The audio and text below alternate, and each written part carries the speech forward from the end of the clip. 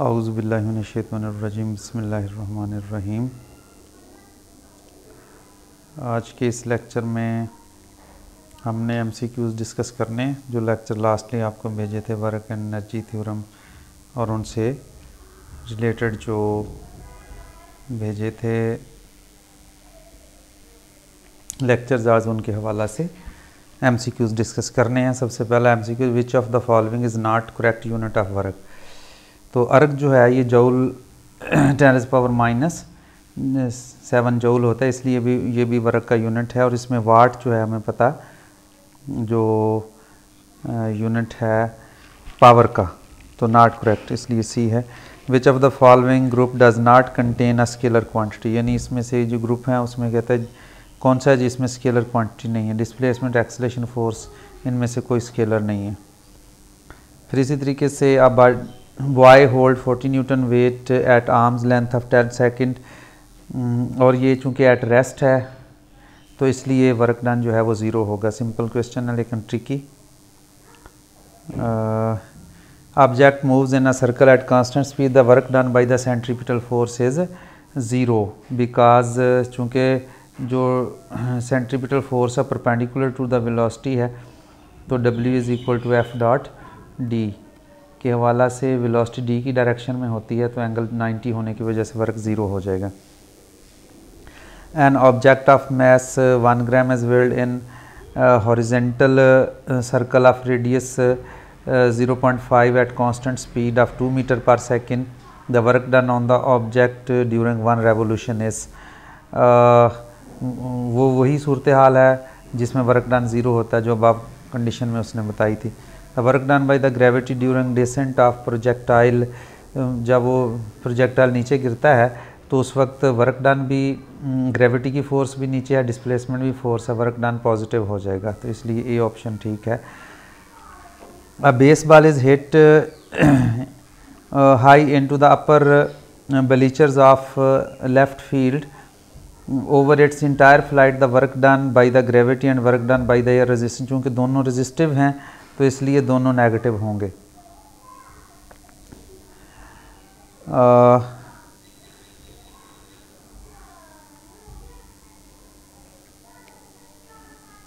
A 2 kilogram object is moving at 3 meter per second. Force of 4 Newton is applied in the direction of motion and then remove after the object traveled a distance 5 meter, यानी total distance 5 meters. Work done by this force W is equal to F D, simple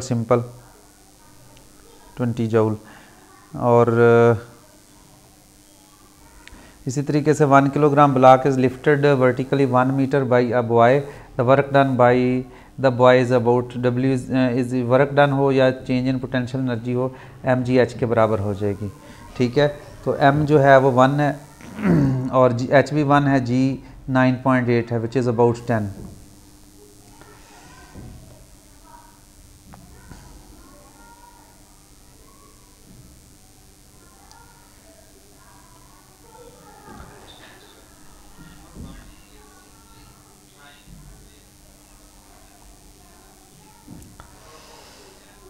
A 80 Newton crate slides with a constant speed at a distance of 5 meter downward along the rough slope that makes an angle 30 degree with the horizontal।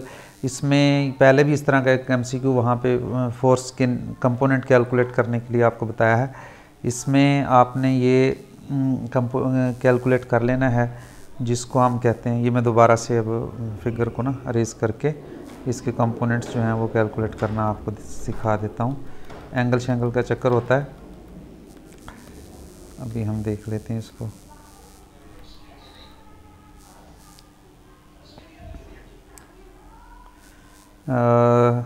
इस तरह ये है 30 degree, तो यहाँ पे आपके पास block है जो स्लाइड कर रहा है, तो याद रखना कि ये वर्टिकली डाउन है उसकी वेलोसिटी, और यहाँ पे परपेंडिकुलरली अप है जो उसकी नॉर्मल फोर्स है। ठीक है, अब अगर मैं इसको इस तरह आगे बढ़ा दूँ तो ये एंगल 30 डिग्री है। अब हम इसके दो कंपोनेंट्स बनाना चाह रहे हैं वेट के, एक कंपोनेंट जो है वो अलोंग द प्लेन है और एक परपेंडिकुलर।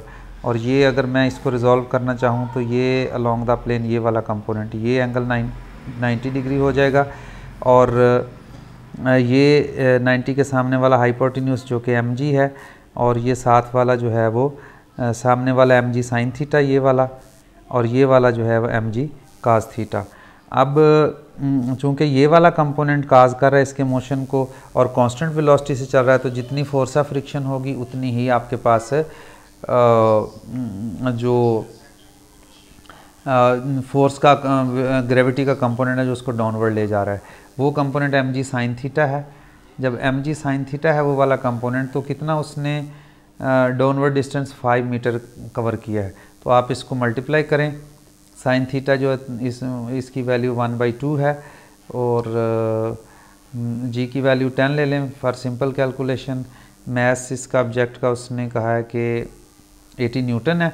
अब चूँकि इसने वेट दिया हुआ है तो 80 डिवाइडेड बाई इसको भी आलमोस्ट 10 कर लेते हैं, तो ये अप्रॉक्सीमेटली 200 जो है वो आ जाएगा वर्क डन।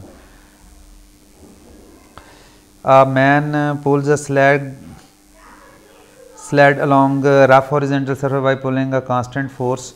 इस तरह, ये इस तरह एंगल कितना उसने बताया कि एंगल थीटा है, और ये d डिस्टेंस है, ये सिंपल है बिल्कुल, ये डिस्प्लेसमेंट है। तो इस फोर्स का कंपोनेंट जो इधर चला जाएगा वो f cos थीटा होगा, मल्टीप्लाइड बाय जो डिस्टेंस d कवर किया तो f d cos थीटा, ये वाला ऑप्शन ठीक है। A man wishes to pull a crate of 15 meter across the rough floor by exerting a force of 100 Newton, यानी वो 100 न्यूटन फोर्स जो है ना उसको एक्सर्ट करके the coefficient of friction between force between block या क्रेट और फर्श जो है वो 0.25 है for the man to do least work. जब उसने लीस्ट वर्क करना है तो उसके लिए ज़रूरी है कि वो हॉरिजेंटल डायरेक्शन में ही फोर्स लगाए। जब वो हॉरिजेंटल डायरेक्शन में फोर्स लगाएगा तो डिस्प्लेसमेंट भी उधर को है, तो वर्क डन FD, ठीक है। तो एंगल मस्ट बी 0, तो in that sense a particle of 5 metre in positive x direction, ये ख्याल रखना है पॉजिटिव एक्स डायरेक्शन है, while being acted upon by constant force constant है, the work done by the particle by this force, यानी उसने positive x direction में move किया है तो ये फोर्स है। तो फोर्स का कंपोनेंट कौन सा वर्क करेगा, जो पॉजिटिव एक्स डायरेक्शन में, एक्स डायरेक्शन में आई यूनिट वेक्टर होता है, तो सिंपली फोर्स को F डॉट आई से मल्टीप्लाई करके उसका कंपोनेंट आ जाएगा 4 न्यूटन, और ये हमारे पास आ गया फोर्स जो वर्क करती है, तो work is equal to FD होता है। डिस्टेंस उसने कहा 5 metre multiplied by 420।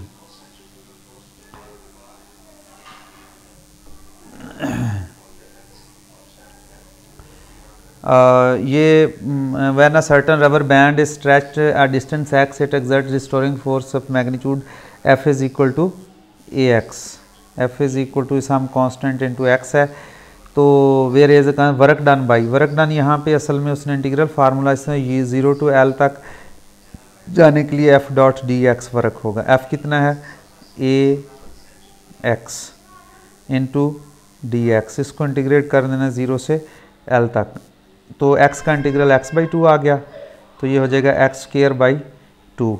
a constant वैसे आ जाएगा और इंटीग्रल 0 to L है, तो upper limit minus lower limit a L²/2, ये ऑप्शन है। इसी तरीके से ये आप खुद कैलकुलेट करें, इसमें ये ऑप्शन आएगा जब आप इंटीग्रेट करेंगे। सो वेरी सिंपल इंटीग्रेशन है इसकी।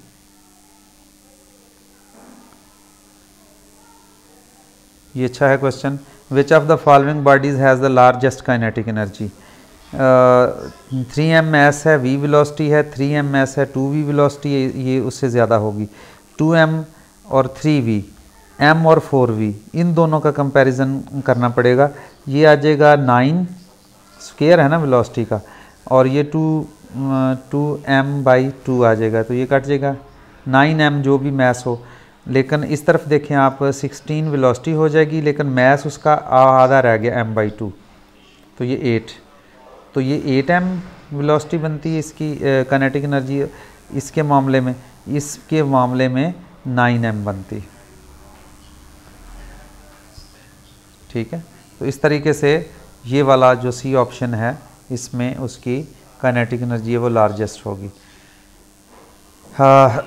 2 trailers x with mass this and y with mass this are being pulled at the same speed, यानी दोनों की स्पीड सेम है। The ratio of kinetic energy of y to x हमने kinetic energy लिखनी है। ये मैंने काइनेटिक एनर्जी लिख ली है कि x की, चलो मैं काइनेटिक एनर्जी t लिख लेता हूँ। Tx is equal to 1/2 m of x v square. वी मैं एक जैसा लिखता हूँ क्योंकि वेलोसिटी उसने कहा कि सेम स्पीड से वो पुल्ड किए जा रहे हैं। Ty is equal to 1/2 my into v square. अब उसने हमसे पूछा है कि, एक मिनट में ये पहले रेज कर दूँ।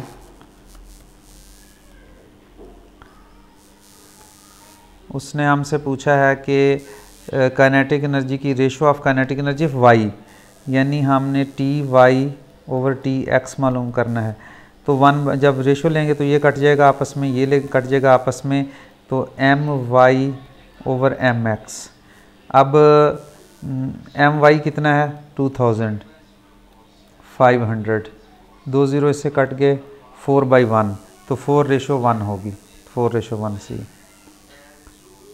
इसी तरीके से ये 400 newton car is travelling at 12 metre per second along a horizontal road when the brakes are applied, यानी उस पर अप्लाई कर दी, the car skids to the stop 4 second, 4 second में वो कहता है car.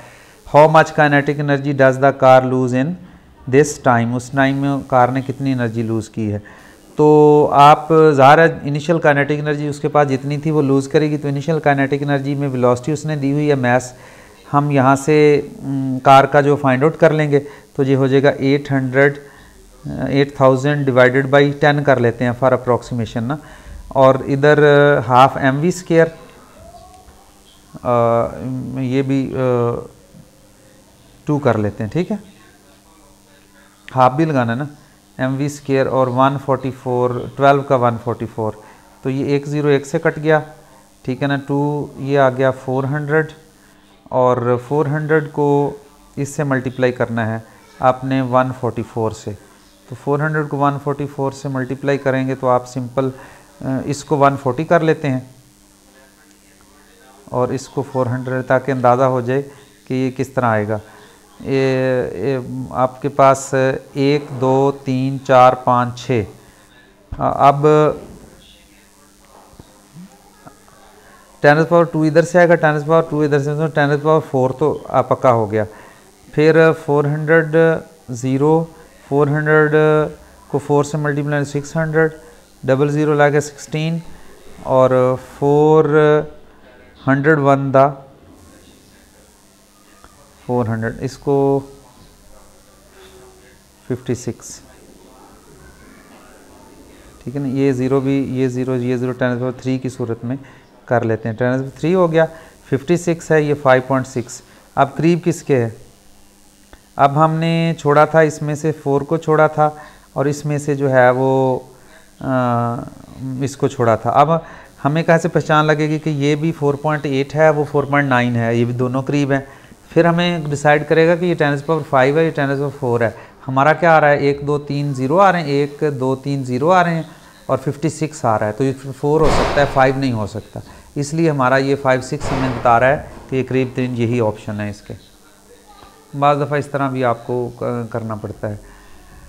N object is constrained by a card to move in a circular path of radius, ये रेडियस उसने दिया है, और horizontal frictionless surface, the card will break if the tension in 60 newton. Maximum kinetic energy of the object, इसमें idea ये है कि जो काइनेटिक एनर्जी है वो हमें पता है क्या होती है, half mv square.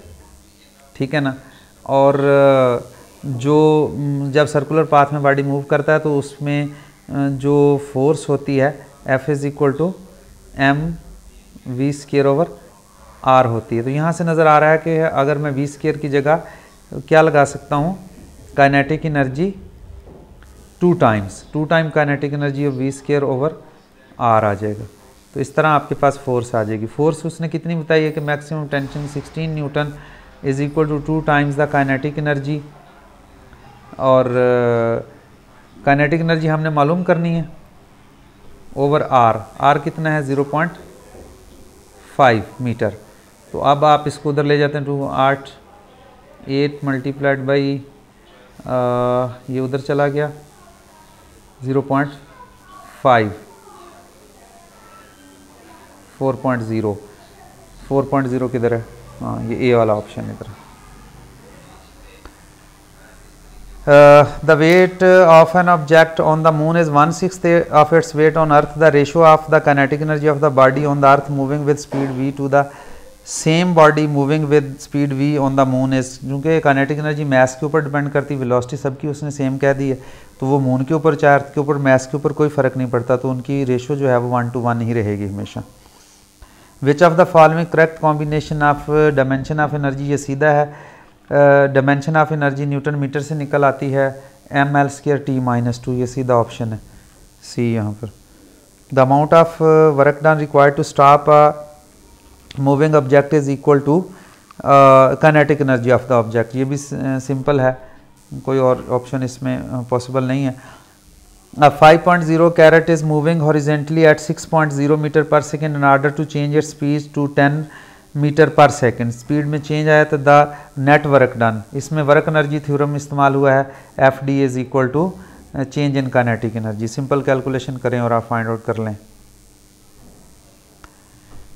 8 newton block slides down an incline, it has initial speed of 7 metre per second, initial speed उसकी 7 metre, work done by the resultant force on this block is, 8 newton block है, slide down an incline, the initial speed is, the work done by the resultant force on the block is impossible to calculate है, इसलिए कि सिर्फ ये एक speed दी हुई है, ना इंक्लाइन का एंगल है ना इंक्लाइन की लेंथ है, तो इसलिए impossible to calculate without more information, इसमें और इन्फॉर्मेशन की भी ज़रूरत है।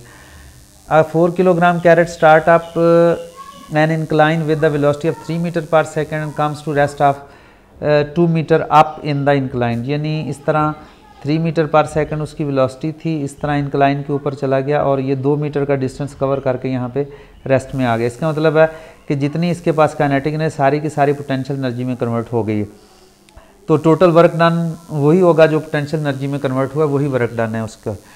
तो इसलिए वर्क डन के लिए F is equal to F D है, W इज़ इक्वल टू, तो देखें इसमें क्या उसने दिया हुआ है 2 मीटर और 4 किलोग्राम कैरेट दिया हुआ है, तो काइनेटिक एनर्जी उसके पास जो इनिशियल है वही पोटेंशियल एनर्जी के पास, तो काइनेटिक एनर्जी इसकी कैलकुलेट करनी पड़ेगी। काइनेटिक एनर्जी हमने चूँकि वो कम्स टू रेस्ट है आफ्टर एट 2 सेंटीमीटर, तो VF 0 हो जाएगा, नेगेटिव इसके साथ आएगा, इसलिए कि वर्क जो हमने कैलकुलेट किया वो अगेंस्ट है इसके, तो सिंपल वैल्यूज़ लगाएं तो 118 जूल आ जाएगा। 2 objects of mass m1 and m2 have the same kinetic energy and both moving to the right. The same constant force F is applied to the left on the both. If m1 is equal to 4 m2, the ratio of stopping distance of m1 and m2.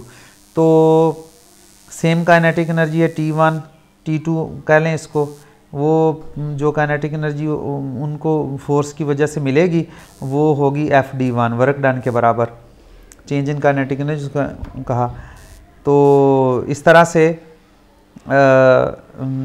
FD1 simple इसकी ratio लेंगे आप, तो ये 1:1 आएगी D1/D2। Kinetic energy same होने की वजह से मैंने इन दोनों को बराबर रखा है इधर।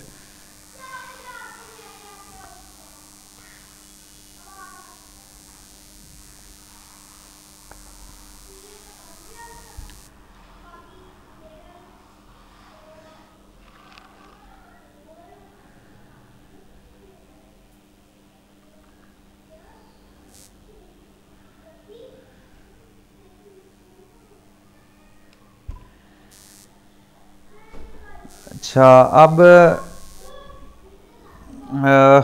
Eight time t is equal to 0 a particle start moving along x axis, its kinetic energy increases uniformly, उसकी kinetic energy increase करती है with t, टाइम के लिहाज से उसकी kinetic energy increase कर रही है. If its kinetic energy increases uniformly with time t, the net force acting on it must be start, a particle है start moving along x axis, यानी अभी उसने स्टार्ट किया, उसकी इनिशियल काइनेटिक एनर्जी 0 है, अब उसकी काइनेटिक एनर्जी बढ़ती जा रही है. तो फोर्स जो है वो टाइम के लिहाज से कैसे वेरी करेगी. ज़ाहिर है अगर आप ये चाहते हैं कि काइनेटिक एनर्जी उसकी कंटिन्यूसली इंक्रीज़ करती जाए तो इसका मतलब है आपको फोर्स जो है वो कंटिन्यूसली उसके ऊपर इंक्रीज़ जो है वो करनी पड़ेगी टाइम के लिहाज से. तो इसके लिए फिर force constant, the net force acting on must be constant है, प्रोपोर्शनल टू टी है, इन्वर्सली प्रोपोर्शनल टू टी है, proportional to T under root है, proportional to 1/t under root है.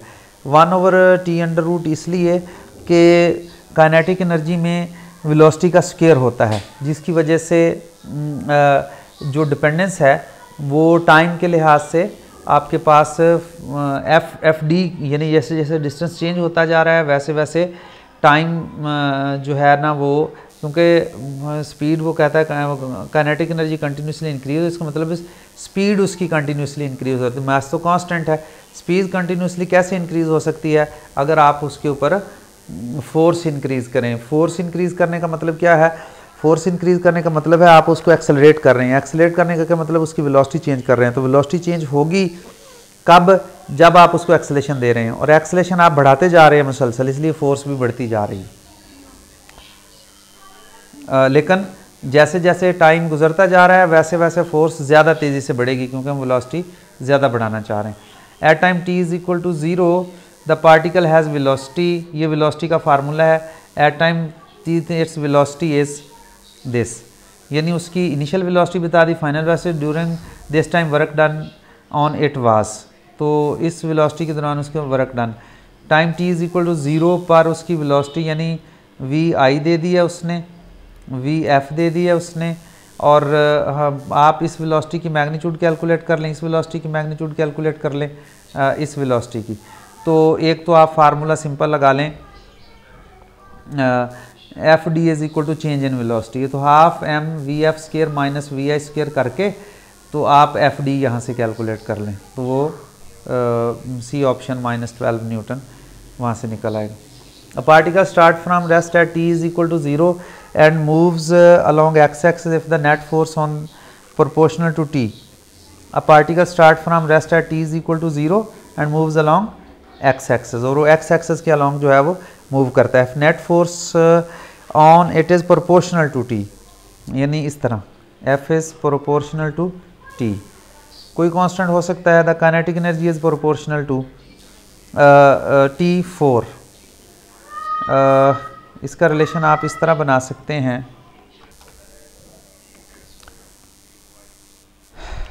अच्छा इसमें नेट फोर्स का रिलेशन जो है वो हमें निकालना पड़ेगा टी के साथ. Its kinetic energy is proportional to v है, v d x over D t होता है. यहाँ से न्यूटन फर्स्ट सेकंड लॉ से हमें पता है D X D two X over D T square is equal to F over M है. वहाँ से हम लिख सकते हैं F over M D V, और वी को यहाँ से अलहदा कर लेते हैं, ये हो जाएगा D V is equal to F over M D T. यहाँ पर इंटीग्रेट कर देते हैं 0 से लेकर के v तक, यानी रेस्ट से जो स्टार्ट किया उसने, और एफ जो प्रोपोर्शनल टू टी है तो ये 1/t² हो जाएगा. तो this implies that v is proportional to t². जब इसका डेरिवेटिव हम लेंगे तो t²/2 आ जाएगा, बाकी सब प्रोपोर्शनलिटी कांस्टेंट में चला गया, तो v is proportional to t² आ गया. अब जब हम वेलोसिटी का स्क्वायर लेंगे तो t⁴ आ जाएगा. तो इस तरह ये रिलेशन t⁴ है. ये इंपॉर्टेंट और ट्रिकी है, इसको ज़रा ज़हन रख लेना, ठीक है. बाकी ये उसी तरीके से है. A particles moving along x axis is acted upon by a single force. ये फोर्स उसने दी दी, F naught is K is constant. The particle is lead fine it will attain the maximum kinetic energy of. उसी तरीके से जैसे अभी force की वैल्यू यहाँ पे लगा करके कैलकुलेट किया हमने, इस तरह फिर इसी वेलोसिटी का रिलेशन बनाना है और उसको फिर at X is equal to 0 evaluate करना है।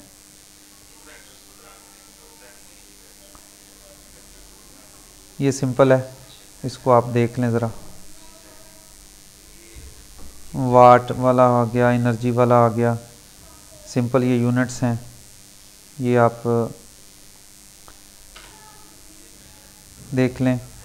अ person holds 80 newton weight to for 30 second, power required to do is none of these है। उसकी वजह यह है कि a person hold 2 metre above for 30 second, उसने होल्ड किया हुआ है। अगर वो मूव करता उसको तो उस पर वर्क होता है या काइनेटिक पोटेंशियल एनर्जी उसकी चेंज होती है या काइनेटिक एनर्जी चेंज होती, किसी के तरीके से वर्क चेंज होता तो फिर वर्क के हवाला से हमने उसको करना था।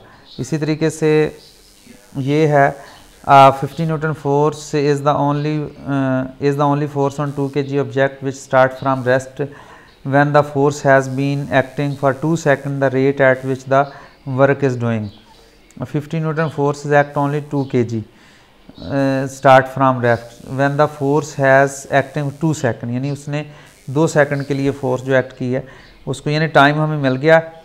और 50 न्यूटन फोर्स है, 2 kg का ऑब्जेक्ट है, स्टार्ट करता है फ्राम रेस्ट से 2 सेकंड के लिए फोर्स। तो वर्क डन पहले हमें चाहिए, तो फोर्स हमें मौजूद है और ये मौजूद है, क्या उसे कहते हैं,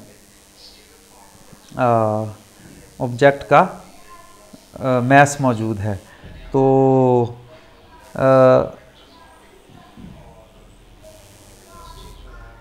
रेट ऑफ डूइंग वर्क, तो पर यूनिट पर सेकंड जो है ना वो कहता है कि हमने यहाँ पे वर्क कैलकुलेट करना है। तो उसके लिए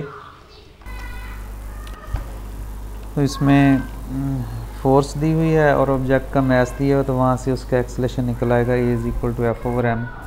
तो फॉर द प्रेजेंट केस जो एक्सेलेरेशन है वो है 25 मीटर पर सेकेंड। और हमें पता है कि जो वर्क डन यानी FD/T जो है ये पावर होता है और वही रेट ऑफ डूइंग वर्क होता है। ये अब हमने कैलकुलेट करना है। और फोर्स है 50 न्यूटन और डिस्टेंस जो है वो आप इन टर्म्स ऑफ वेलोसिटी यहाँ पे लिख सकते हैं।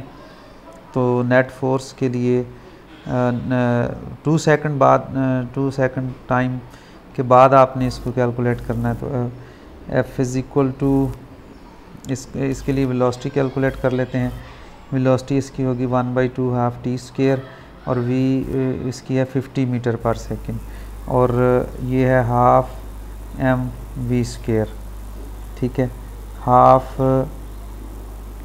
चूँकि रेट ऑफ डूइंग वर्क को वेलोसिटी से जो वर्क डन किसी हो तो वो rate of change of velocity के प्रोपोर्शनल यानी काइनेटिक एनर्जी के प्रोपोर्शनल हो जाएगा। तो काइनेटिक एनर्जी के लिए हमने यहाँ पे हाफ mv² लिख लिया। हाफ m कितना है, मैस 2 है, 2 लिख लेते हैं, मल्टीप्लाइड बाई v²। अभी हमने कैलकुलेट किया 50 का स्क्वायर, तो ये कैंसल आउट हो गया, तो ये हो जाएगा 2500 वाट। इस तरह आप यूज़ कर सकते हैं इसको। इसी तरह आपने यहाँ पे ये डिस्टेंस है तो आपने सिंपल ये डिस्टेंस पुट कर देना है, तो उससे टाइम कैलकुलेट करेंगे तो ये आ जाएगा। इसी तरीके से a particle start from rested net force that does work at the rate of, जो वर्क करती है at the rate that is proportional to time, यानी FD is proportional to T। और हमें पता है कि FD जो है वो चेंज इन काइनेटिक एनर्जी, चूँकि रेस्ट से स्टार्ट हुआ तो half mv² is proportional to T, यहाँ से V is proportional to T under root and like that.